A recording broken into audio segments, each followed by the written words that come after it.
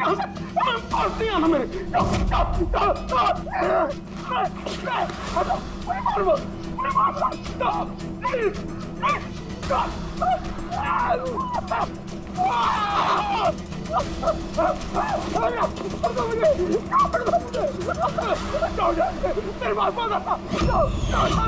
मुझे मत मारो, छोड़ दो प्लीज, मुझे मत छोड़ दो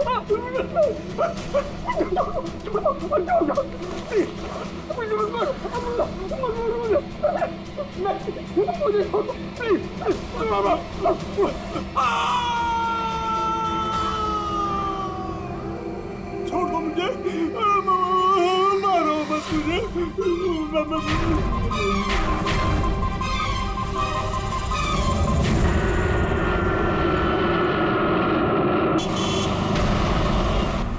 थोड़ा जल्दी चलाओ।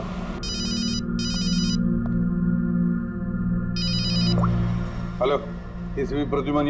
सर, एक खून हुआ है। खून हुआ? कौन बोल रहा है? शहर के मशहूर बिजनेसमैन जयंतीलाल जी का खून। जयंतीलाल जी का खून हुआ है? कौन बोल रहा है ये? देखिए सर, मैं कौन बोल रहा हूँ ये इम्पोर्टेंट नहीं है। इम्पोर्टेंट ये है कि सेठ जी का खून हुआ है और उनके घर वाले उनकी बॉडी को अंतिम संस्कार के लिए लेकर जा रहे हैं। देखिए सर, अगर बॉडी जल गई तो खूनी कभी नहीं पकड़ा जाएगा। आप देरी मत कीजिए प्लीज, जल्द से जल्द जाकर बॉडी जलाने से रोकिए। हेलो, आप कहाँ से बोल रहे हैं? कौन है आप? हेलो। Damn it.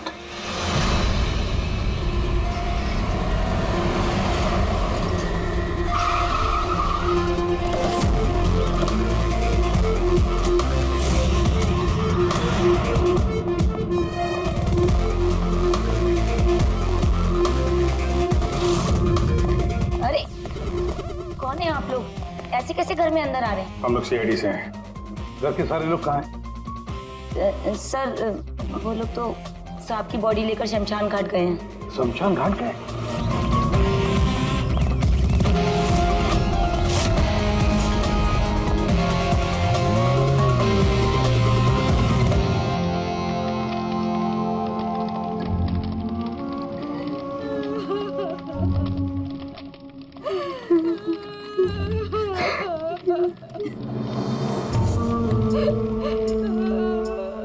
क्या बताऊं मैं, यकीन नहीं हो रहा कि जयंती भाई अब हमारे बीच नहीं है।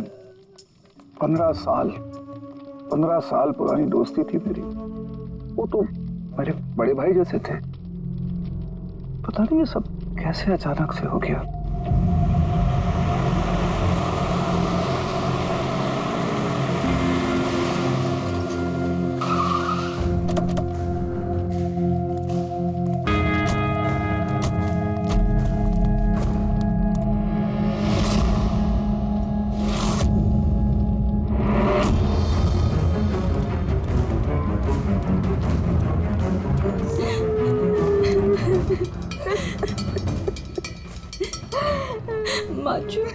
एक्सक्यूज मी,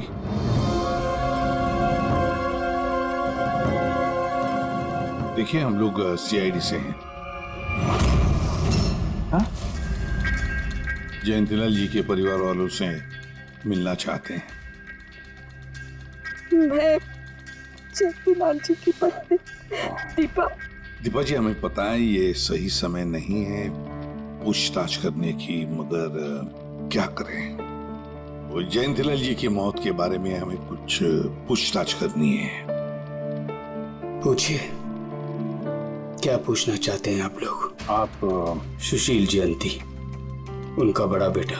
सुशील जी, हमें खबर मिली है कि आपके पिता की मौत एक नेचुरल डेथ नहीं थी, उनकी हत्या हुई है। क्या?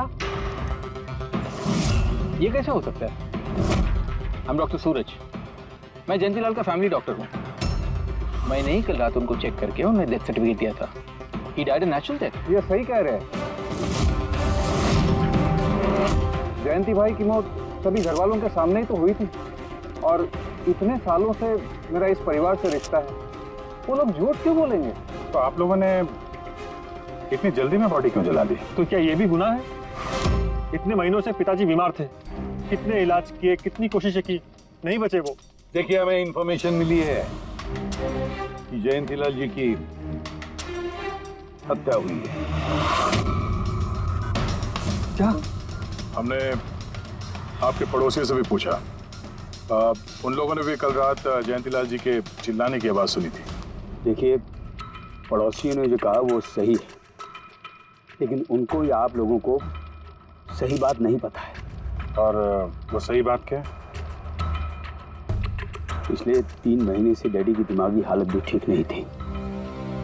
वो ना सिर्फ लोगों को और बातों को भूलने लगे थे, बल्कि उनको हेल्यूसिनेशन यानी भ्रम हो गया था। गलत सही, सच झूठ का फर्क उनको समझ में नहीं आ रहा था। दौरे पड़ने लगे थे उनको लगने लगा था जैसे उनको कोई मारने वाला है। कल रात भी उनको ऐसा ही दौरा पड़ा था।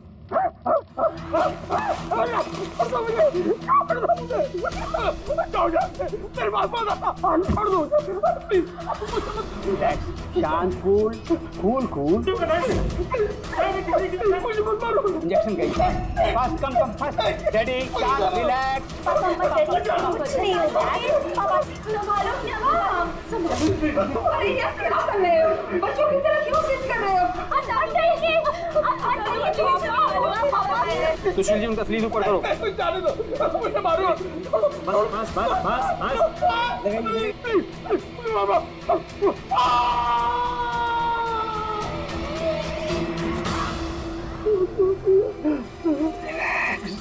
और इस बार अटैक इतना बड़ा था कि मुझे उन्हें बेहोशी का इंजेक्शन देना पड़ा, और 2 घंटे बाद उनकी मौत हो गई। मैं आपको सारी डिटेल्स दे सकता हूँ, उनकी मेडिकल रिपोर्ट्स, मेडिकल हिस्ट्री, दवाइयाँ, सब कुछ दे सकता हूँ मैं आपको। हो गई तसल्ली आपको? अब हम अपना काम कर लें। इतनी जल्दी भी क्या है हेमंत? जरा सच तो सामने आ जाए।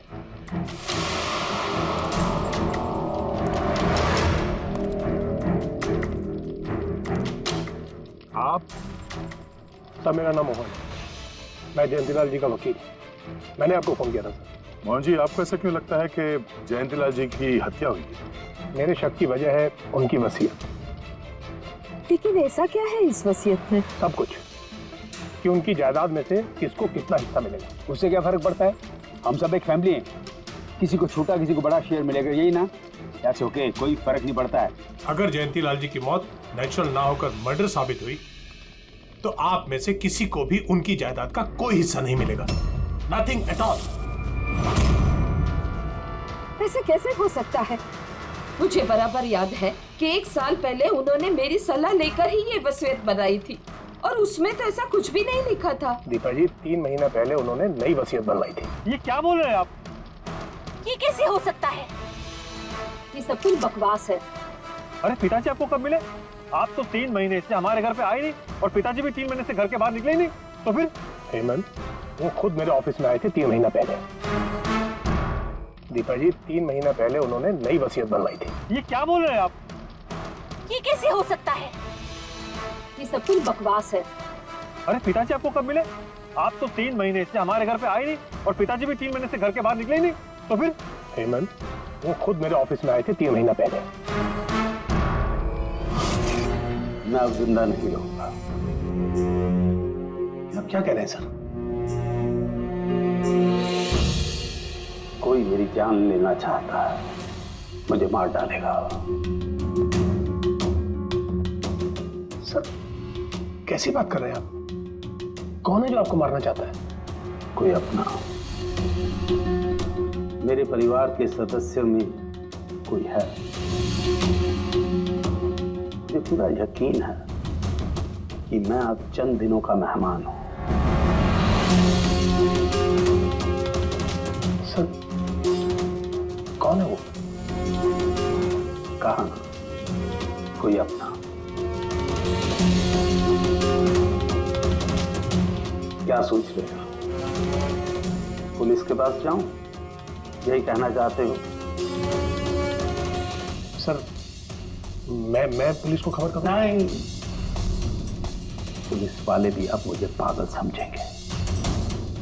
तुम मेरा एक काम करो मोहन, मेरा वसीयतनामा बदल डालो। अगर मेरी मौत हो जाती है और मौत के बाद ये साबित होता है कि उसका कारण मेरा परिवार है, तो मेरा बिजनेस, मेरा पैसा, मेरा कुछ भी परिवार के किसी भी सदस्य के नाम नहीं होगा। सर अगर परिवार के सदस्य को नहीं मिलेगा तो किसको मिलेगा?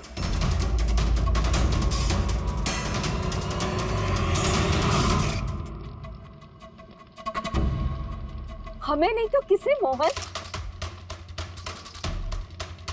जायदाद किसको मिलेगी? और सीआईडी को।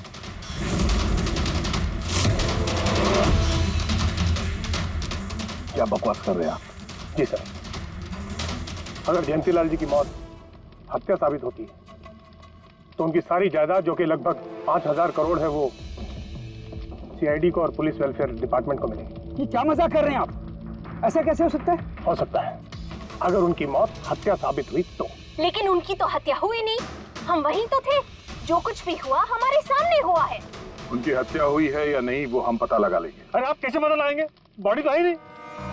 बॉडी जल चुकी तो क्या हुआ, राख तो है। जब तक ये केस सुलझती नहीं तब तक जयंतीलाल जी की राख हमारी कस्टडी में रहेगी। अरे लेकिन सॉरी मैम।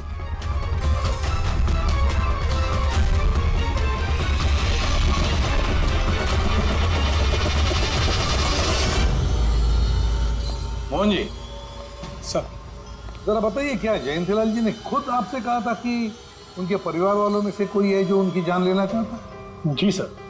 क्यों? सर वजह तो पता नहीं, लेकिन उनको लगता था कि उनके घर वाले पैसों के लिए उनकी जान लेना चाहते हैं सर। बेटों से वो खुश भी नहीं थे। वो चाहते थे कि हेमंत और सुशील उनके साथ बिजनेस में हाथ बटाएं, उनके साथ बिजनेस करें, लेकिन ऐसा हुआ नहीं सर। ऐसा क्या हुआ?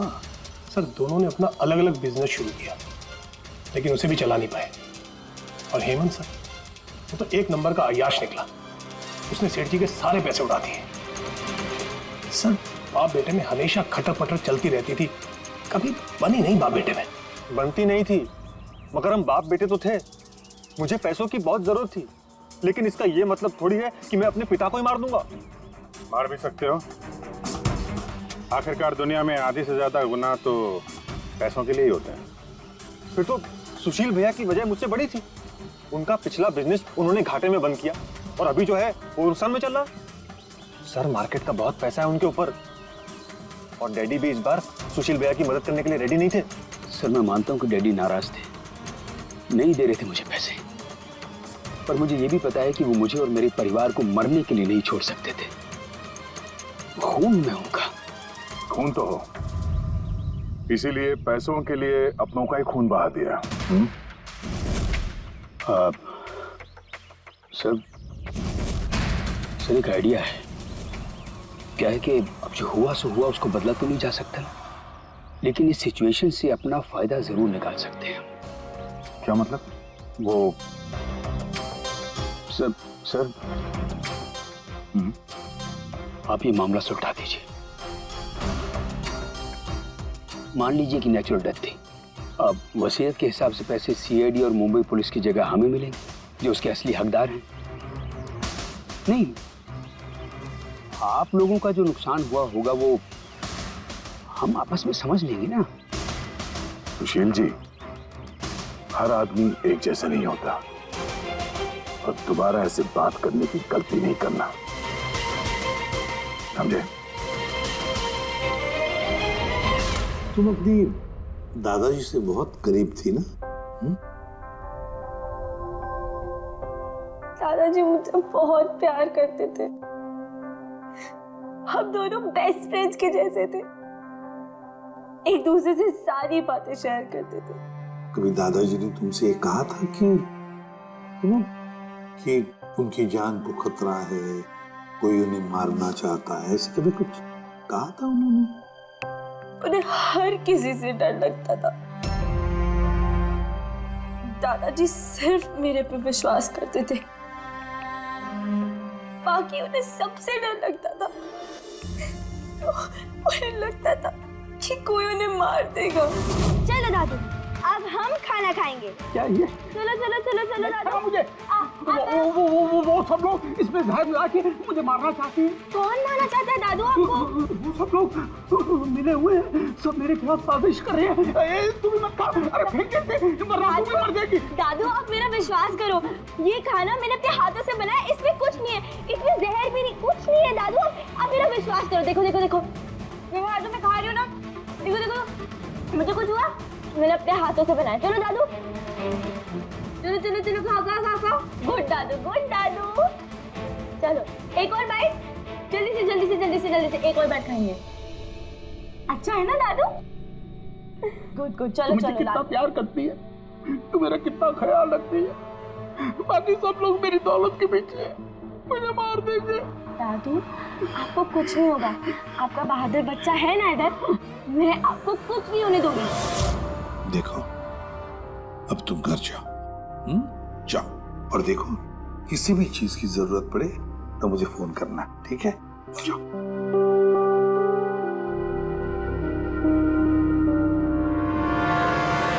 हाँ सारुके, बता क्या निकला राख में से?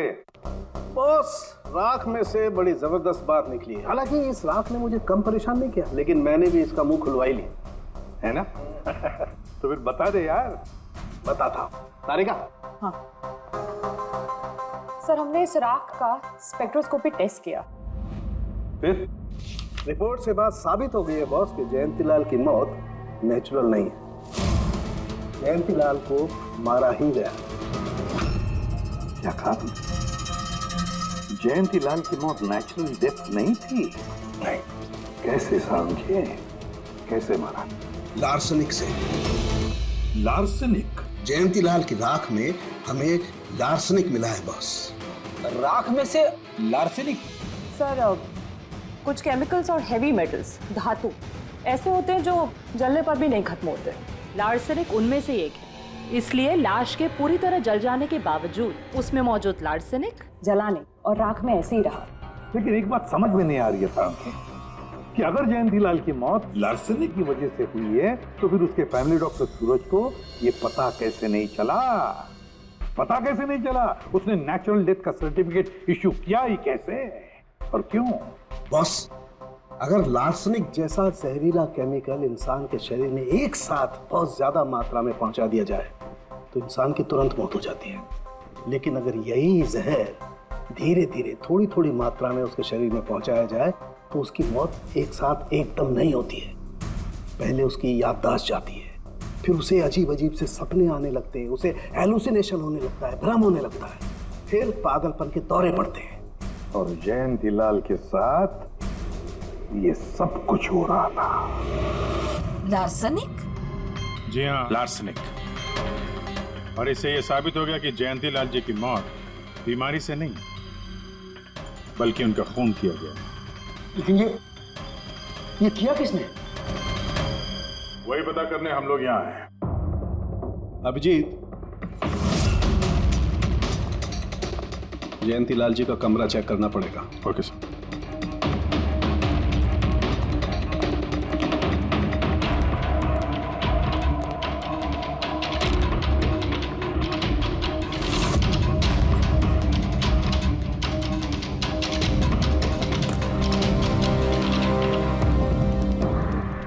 हम पे शक कर रहे हैं? आपने ऐसे सोच भी कैसे लिया कि हम लोगों में से कोई ऐसी घिनौनी हरकत कर सकता है? ऐसा कुछ नहीं है माँ, ये सब इनकी चाल है। डैडी की प्रॉपर्टी इन्हें मिल जाए इसके लिए मनगढ़ंत कहानी बना रहे हैं ये लोग। बकवास मत करिए सुशील जी, दोबारा ऐसा बोला ना अंदर डाल दूंगा।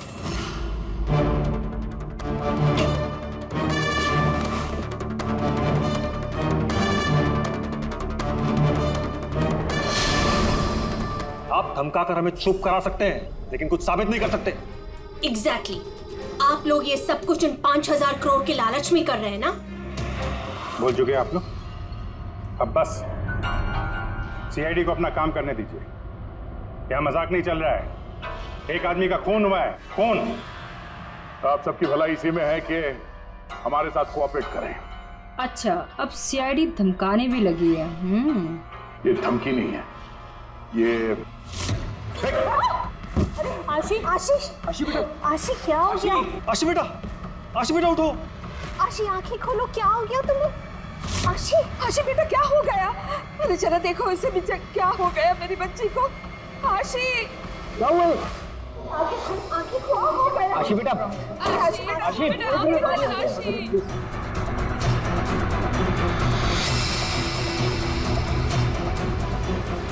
क्या हो गया आशी?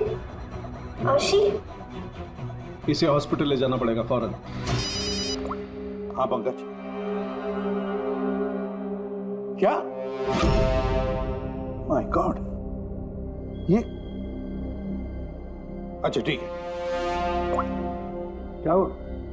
ये डॉक्टर सूरज ने आशी के कुछ टेस्ट किए थे, पता चला कि उसके खून में भी लार्सेनिक है। लेकिन सर, लार्सेनिक आशी के खून में पहुंचा कैसे होगा? सर ऐसी कोई कॉमन चीज जो जयंती लाल जी और आशी दोनों के कांटेक्ट में आई हो? खाना। अब आशी ने बताया था ना कि कुछ दिनों से जयंती लाल जी का खाना वो खुद टेस्ट कर रही थी। नहीं बस खाना नहीं, ये कुछ और है। ये सालू के साहब, ये आपको कैसे पता चला? बताता हूं। बस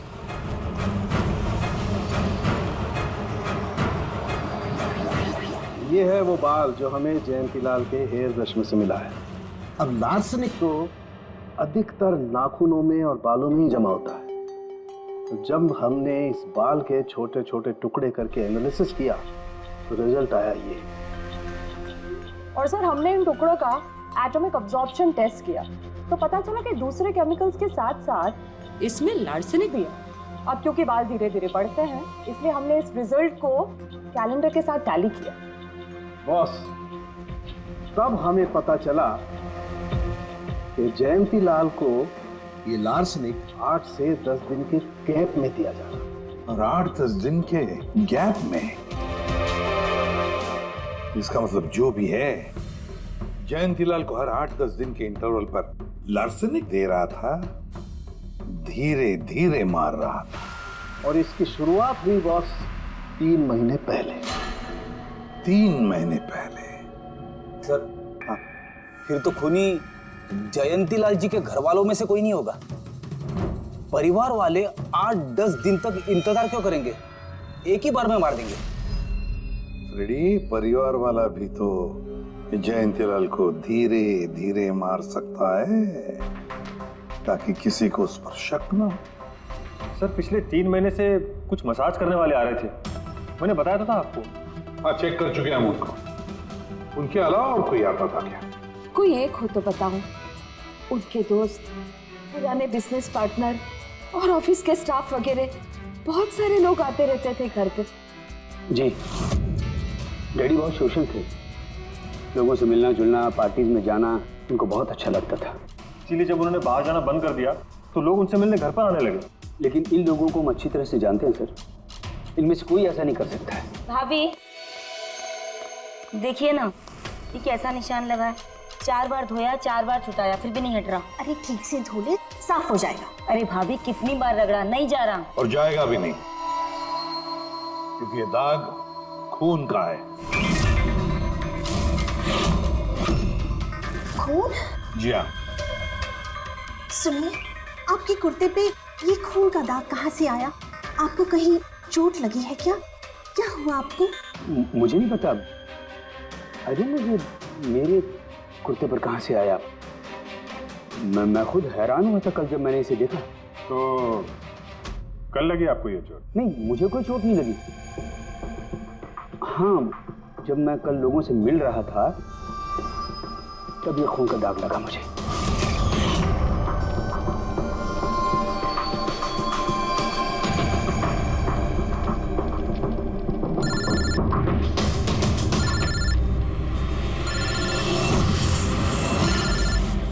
बिना चोट खून के धब्बे, अजीब बात है।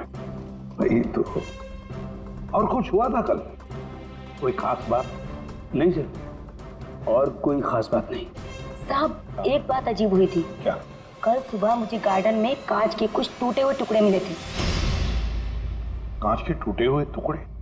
तो फिर? साहब उन टुकड़ों में खून लगा हुआ था। क्या? कांच के टुकड़ों में खून लगा हुआ था? जी। कहाँ पर है वो? अब वो तो मैंने कचरे के डिब्बे में डाल दिए। इस कुत्ते पे खून, कांच के टुकड़े पे खून। कहाँ देखे थे वो कांच के टुकड़े तूने? ये देखिए, यहाँ पर मिले थे मुझे कांच के टुकड़े। यहाँ पर? जी।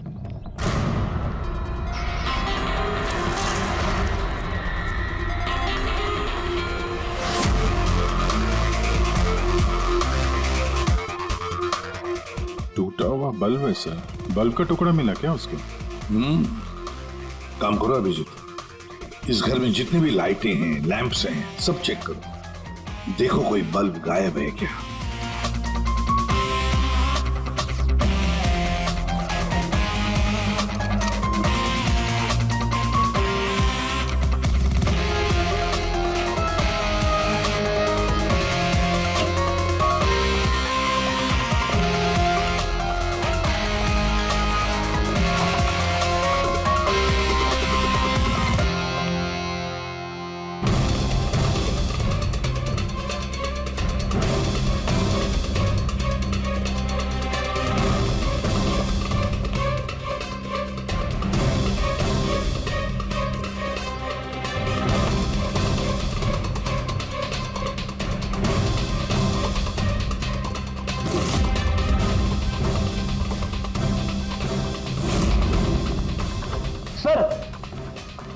सब जगह देख लिया, कांच का टूटा हुआ सामान कहीं पे भी नहीं है। सर कुछ नहीं है।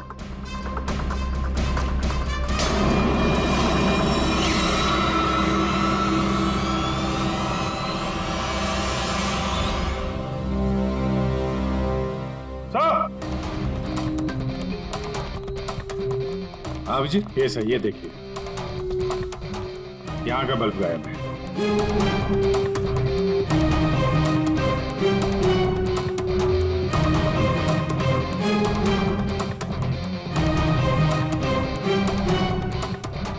बड़ी अजीब बात है, ये लैम्प तो बिल्कुल ठीक था। मैं और दादू इस लैम्प के नीचे काम भी किया करते थे, और जिस तरह दादू की मौत हुई तब भी ये लैम्प ठीक था, इसमें बल्ब था और ऑन था।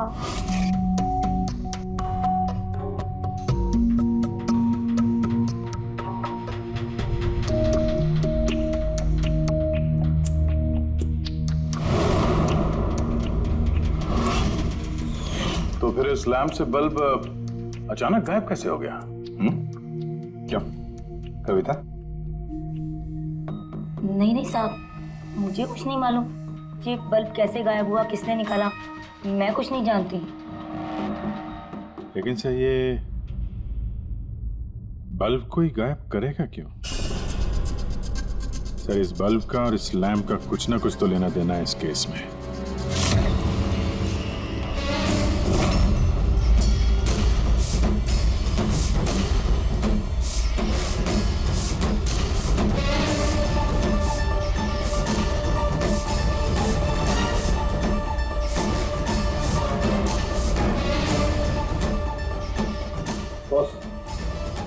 ये धब्बे देख रहे हो?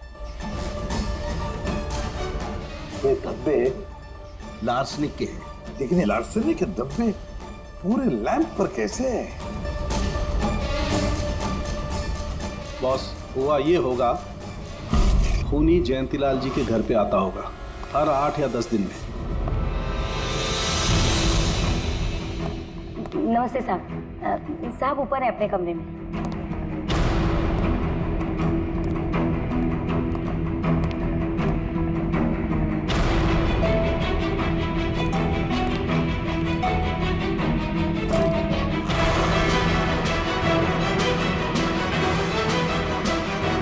और चुपके से जयंतीलाल के टेबल लैंप पे लार्सनिक छिड़कता होगा।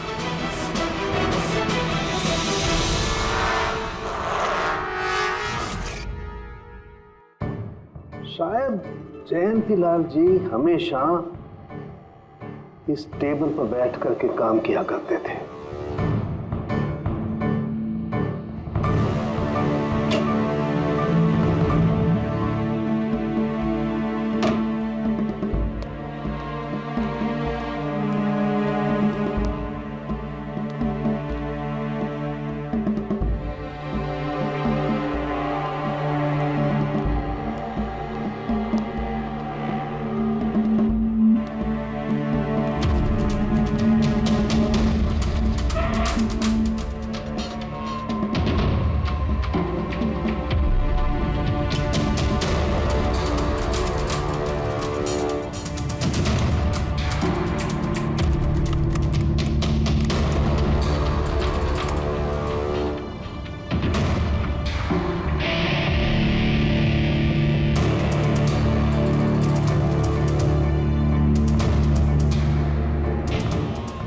जैसे ये बल्ब गर्म होता था, लार्सनिक धीरे धीरे फैलकर जयंतीलाल जी की सांसों में घुल जाता था।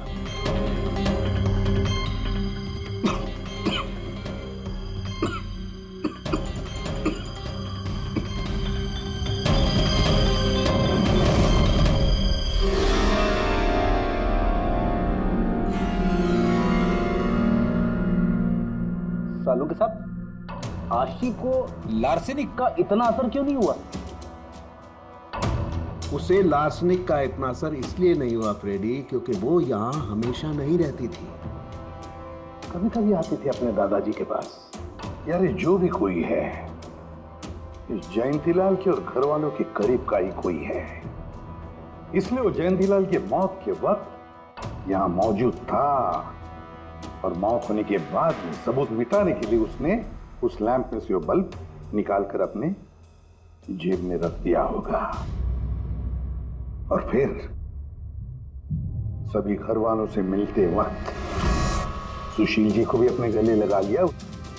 जैसे सुशील को उसने गले लगा लिया, उसके जेब में जो उसने बल्ब छुपा के रखा होगा वो फूट गया, जिसकी वजह से उसके कमर में जख्म भी हुई, और उस जख्म से जो लहू निकला, जो खून निकला, वो सुशील के कपड़ों पर आया। मतलब सर, खूनी घर वालों में से कोई होगा? नहीं फ्रेडी, घर वाला तो नहीं लगता, और घर वाला होता तो बस जेब में रख के थोड़ी ना घूमता। ये तो कोई ऐसा आदमी है जिसके पास वही एक मौका था सबूत मिटाने का, वो चंद मिनट। घर वाला तो कभी भी निकाल लेता। सर उस दिन तो कितने लोग आए थे यहाँ, खूनी का पता कैसे चलेगा? सर उस दिन मीडिया के लोग भी आए थे, कौन आया कौन गया ये सब रिकॉर्ड तो किया ही होगा उन लोगों ने। तो चलो देख लेते हैं किस किस ने सुशील जी को गले लगाया था।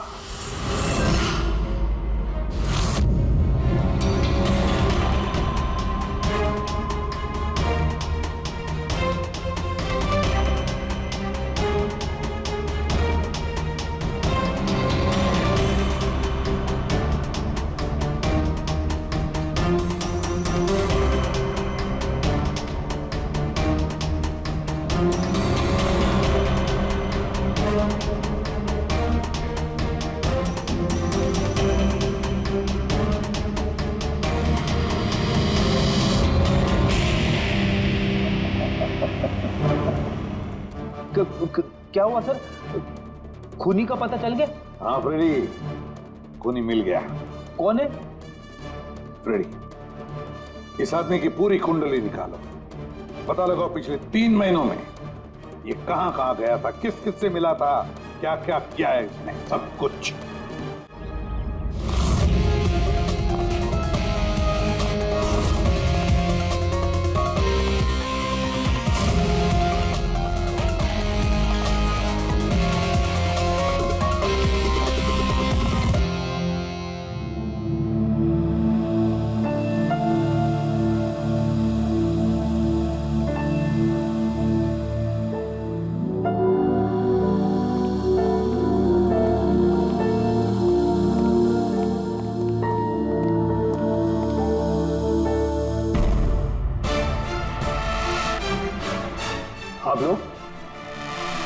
आप लोग फिर यहाँ हैं? खूनी का तो पता चला नहीं होगा, कुछ छानबीन रहेगी होगी। नहीं सुशील जी, कोई छानबीन नहीं बची है, खूनी का पता चल गया, और खूनी अभी इसी वक्त यहाँ हम सब के बीच मौजूद है। क्या? कौन है वो?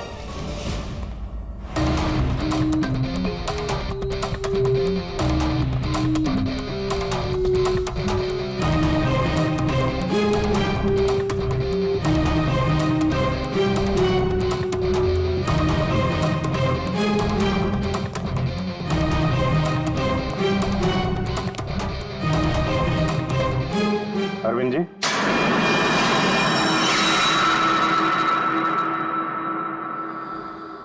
जरा उठेंगे आप? मैंने क्या किया? अरविंद जी, आपने क्या किया इसका तो पता हमने लगा ही दिया। बस अब आपके कारनामे हम आप ही के मुंह से सुनना चाहते हैं। क्या बकवास है ये? आप मुझ पर इल्जाम लगा रहे हैं। आपको क्या लगता है कि मैंने जयंती को मारा? अभिजीत, मौका मिला था, मान जाते तो सबके सामने कपड़े नहीं उतरते। जरा एक कुर्ता उठाना। क्यों? अरे उठाओ सर। क्यों?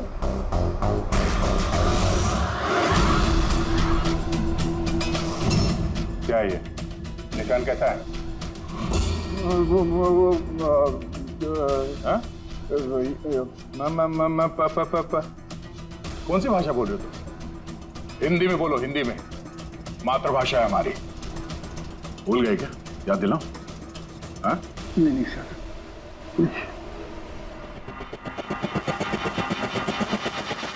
बताता हूँ। नफरत करता था मैं जयंती से।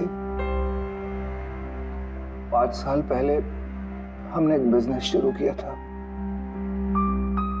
आज ये इतना बड़ा 5000 करोड़ का एम्पायर है ना,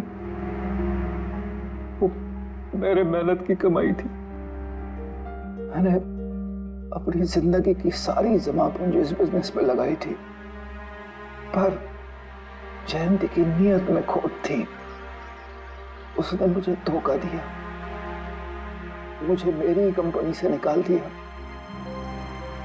तब मैंने सोचा कि जब मौका मिलेगा तो मैं इसका हिसाब चुकता करूंगा। और वो मौका तुम्हें मिला 3 महीने पहले एडवोकेट मोहन के ऑफिस में, जहां पर जयंतीलाल जी भी आए थे और तुमने चुपके से उन दोनों की बातें सुन ली थी। अगर मेरी मौत हो जाती है और मौत के बाद ये साबित होता है कि मेरी किसी ने हत्या की है,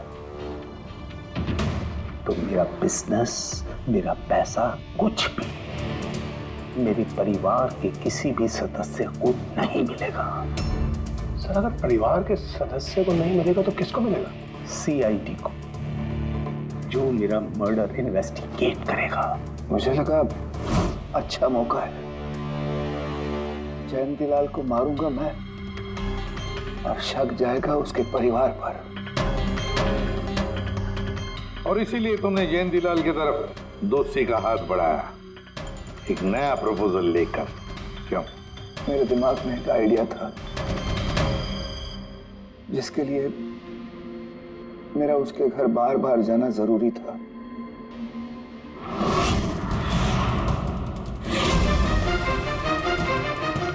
साहब ऊपर है अपने कमरे में।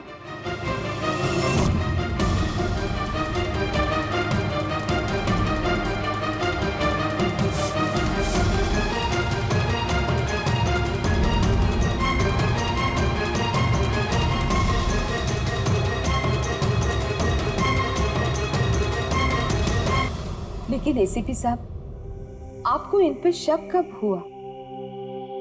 दीपा जी, जयंतीलाल जी की अंत्येष्टि के दिन जो मीडिया कवरेज हुआ था, जो मीडिया वालों ने वीडियो फुटेज लिया था, उसकी मदद से जयंतीलाल जी के अंत्येष्टि के दिन घर के बाहर जो इन्होंने कुर्ता पहना था, शमशान भूमि पर वो कुर्ता बदल दिया गया था, क्योंकि उस पर खून जो लगा हुआ था।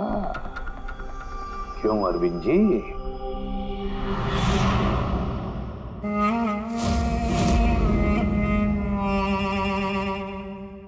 अरविंद जी, बदले की आग में तुमने जयंतीलाल का खून कर दिया।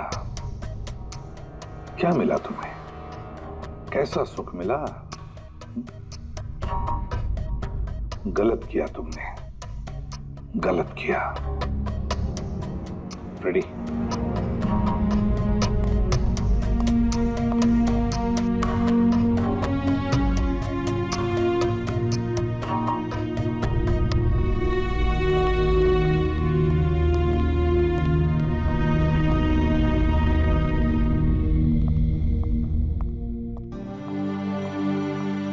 Thank you sir, thank you very much, and we are sorry. हम लोगों ने आपको काफी बुरा भला कहा। दरअसल हमें लगा कि पैसों के चक्कर में आप हम परिवार वालों को इस केस में कल्प्रिट बनाने की कोशिश कर रहे हैं। नहीं, कोई बात नहीं। ACP साहब, मैं मेरे पति की अंतिम इच्छा पूरी करना चाहती हूँ। सीआईडी और पुलिस वेलफेयर फंड में मैं डेफिनेटली डोनेट करूंगी। Thank you very much, thank you. Thank you so much sir कि आपने मेरे दादू को इंसाफ दिलाया। God bless you.